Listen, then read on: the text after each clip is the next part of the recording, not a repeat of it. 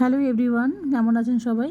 আমি 17ই জুন মেয়ের বার্থডের দিনকে সেদিনকে আমি আদ্যাপীঠে পুজো দিতে গেছিলাম। তা ফেরার সময় মনে হলো যে অনেক দিন আমার আমি যেহেতু ডানকুনিতে বড় হয়েছি, ডানকুনির পরেই চণ্ডীতলা বলে একটা স্টপেজ আছে।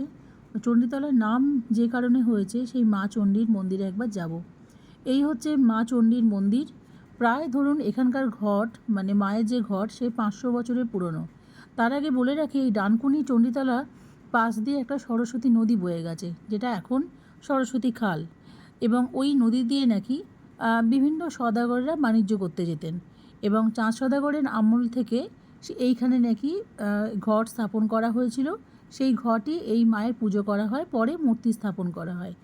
এই সেই জায়গা যেখানে মানে চণ্ডী মন্দির স্থাপিত হয়েছে। এবং এই চণ্ডী মন্দির বহু প্রাচীন। আমরাও ছোটোবেলাতে এই চণ্ডী মন্দিরে এসেছি। বিশেষত্ব কী জানেন তো?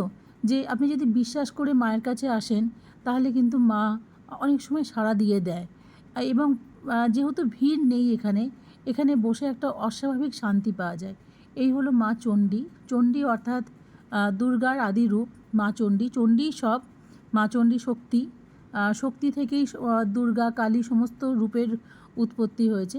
আমি এখন মা চণ্ডীর কাছে এসেছি মেয়ের জন্য প্রার্থনা করতে, আর এই ঠাকুরমশাইয়ের কাছে পুজো দিলাম মেয়ের নামে। আর মানসিক শান্তি, মানসিক মুক্তি, বলে না জ্ঞান কর্ম মোক্ষ সবই পাওয়া যায় কিন্তু যার যার ঈশ্বর। বিভিন্ন ধর্মে মানুষ হয়তো আমার এই ব্লগটা দেখছেন, যার যার ধর্মে কিন্তু মানুষের শান্তি থাকে, সে যেই ধর্মই হোক না কেন। আমি এখানে পুজো দিলাম। মাকে পুজো দেবেন কিন্তু ফল দিয়ে।